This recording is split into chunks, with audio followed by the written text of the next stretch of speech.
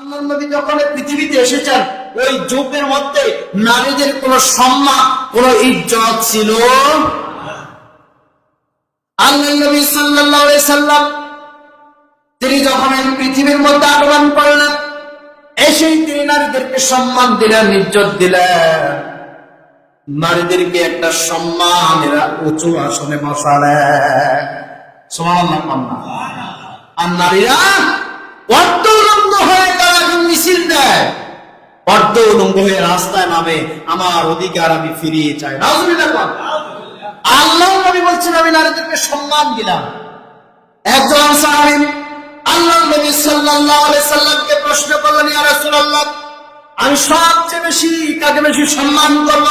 আল্লাহর নবী বললেন তোমার মা। আবার কার? তোমার মা। আবার কার? তোমার মায়ের। চতুর্থবার বলেছেন তোমার বাবা। এবার বলেন তো মায়ের জাত পুরুষ জাতি না নারী জাতি? তাহলে নারী জাতিকে সম্মান কয়বার দিলেন? আল্লাহর নবী সম্মান দিয়েছেন।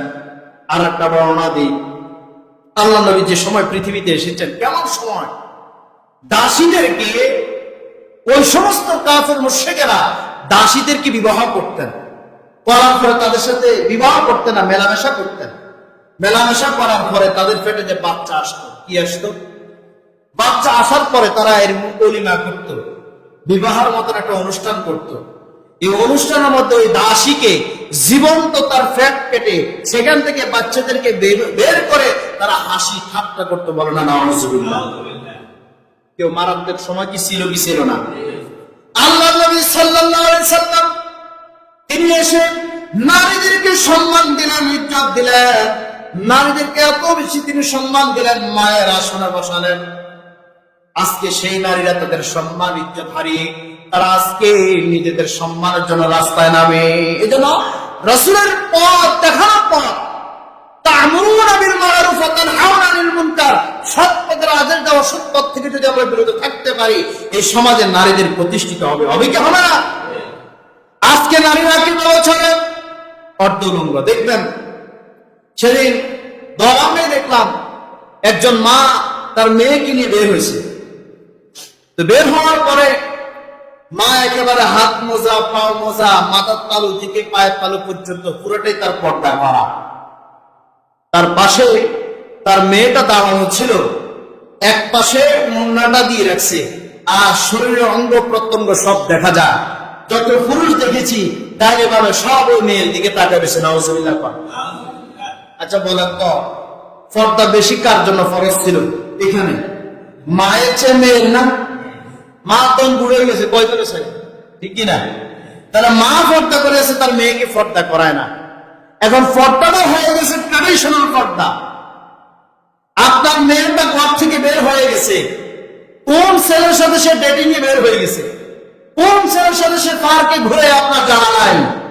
ছেলেটা সে বগাতে হয়ে গেছে নেতৃত্বের জন্য, অবৈধ নেতৃত্বের জন্য। সে সে সমাজে বিস্তার নিয়ে পড়ে আছে, আর হাতে মসজিদে আট কাতারে দাঁড়িয়ে নামাজ পড়ে, তবজি দিবে। এই আমল আল্লাহর দরবারে কবুল হবে? আল্লাহ রাব্বুল আলামিন বলেন, আনফুসাকুম ওয়া আহলিকুম নারা, নিজে জাহান্নামের আগুন থেকে বাঁচাও, তোমার আহল পরিজন, তোমার ছেলে মেয়ে, তোমার আত্মীয় স্বজন সকলকে জাহান্নামের আগুন থেকে বাঁচাও। শুধু নিজে জাহান্নামের আগুন থেকে বাঁচতে হবে না, ওয়া আহলিকুম নারা, তোমার ছেলেকে বাঁচাও। ছেলে কিয়ামতের ময়দানে আল্লাহর দরবারে ডাক পড়ে যখন সে জাহান্নামে হয়ে যাবে, বাবা যখন জান্নাতের জন্য দাঁড়িয়ে থাকবে, ছেলে আল্লাহর কাছে হাত তুলে বলবে, আল্লাহ আমার একটা অবজেকশন আছে। কি আছে? আমার একটা অবজেকশন আছে। রব্বি কারীম, আমার বাবা সারা জীবন নামাজ পড়েছে, হালাল পথে চলেছে, হারাম থেকে বেঁচেছিল, কোনদিন বাবা সুদ খায় নাই, ঘুষ খায় নাই, কোনদিন বাবা অন্যায় কাজে জড়িত হয় নাই। আমি যে তার সন্তান, কোনদিন সে আমাকে বাধা দেয় নাই। আমি অন্যায় করেছি, আমি জুলুম করেছি, আমি মদ ইয়াবার সাথে জড়িত ছিলাম, খারাপ কাজ এমন কিছুই নাই যেটা আমি করি না, কিন্তু আমার বাবা কোনদিন আমাকে বাধা দেয় নাই। রব্বি কারীম, আজকে তোমার দরবারে আমি নালিশ দিলাম, আমার পিতাকে ছাড়া আমি জাহান্নামে যাব না। নাউজুবিল্লাহ। আপনি মনে করেন আপনি দেশে আল্লাহ সেই কথা বলেছেন, কাল্লা সাউফা তা'লামুন, তুমি জানো না তোমার কিয়ামত তুমি করেছ। কার কথা? আল্লাহর কথা। এজন্য সাবধান হয়ে যান। আপনার স্ত্রী যদি বেপরদায় চলে, আপনার মেয়ে যদি বেপরদায় চলে, তাহলে আপনাকে ওই স্ত্রী, ওই মেয়ের জন্য, ওই ছেলের জন্য, ওই আহতের জন্য আপনাকে জাহান্নামে যেতে হবে। নাউজুবিল্লাহ। জাহান্নামে যেতে রাজি আছেন তো? আসেননি? খবরদার, বেপরদায় চলাফেরা করা যাবে না। উনি ফজরের সময়, ফজরের আগে উঠে তাহাজ্জুদের নামাজের জন্য তাড়াহুড়া করে ওযু করে তাহাজ্জুদ পড়ে, তার স্ত্রী ফজরের নামাজটাও পড়ে না। ঠিক না বেটি? মেয়েটা শুয়ে থাকে, ছেলেটাকে ঘুম থেকে উঠায় না, তার শরীর নষ্ট হয়ে যাবে, পরম্পরা ঠান্ডা উঠানো যাবে না।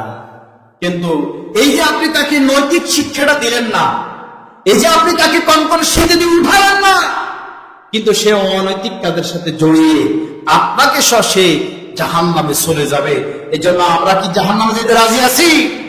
তাহলে ভাইরা, আল্লাহ রাব্বুল আলামিন এই জন্য বলেছেন, খবরদার তোমার আহার পরিজন আত্মীয় স্বজন সকলকে জাহান্নামের আগুন থেকে বাঁচাও, নিজেও জাহান্নামের আগুন থেকে বাঁচাও, তোমার আহার পরিজন সকলকে জাহান্নামের আগুন থেকে বাঁচাও। বাঁচাইতে হবে, বাঁচানোর কোনো পরিবর্তন নাই। নাহলে আপনি যদি বাঁচতে চান, আজকের সমাজ ব্যবস্থা এতটাই খারাপ হয়ে গেছে। আমি দেখেন, ধরেন বাড়িতে একটা দরবার বসে, কি বসে কথা বলে, কি বসে এখন দর্শন বসে 9 জনের টাকা খায়, একজনের বিরুদ্ধে রায় দিছে। দিছে কি দেয় না? দেয় না। বর্তমান সমাজ ব্যবস্থা এরকম কিনা?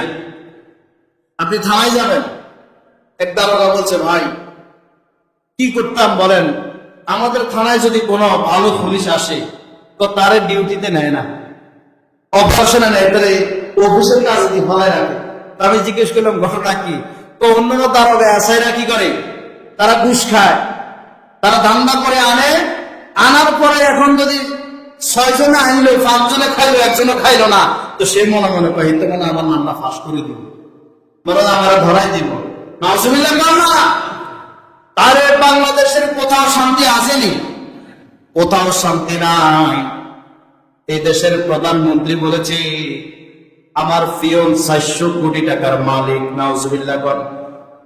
কত হাসি খুশি কয়, 400 কোটি টাকার মালিক। শুধু এটা না, হেলিকপ্টার ছাড়া ওনার চলে। যে পিয়ন 400 কোটি টাকার মালিক, সেই প্রধানমন্ত্রী কত টাকার মালিক? ঠিক না ভাইরা?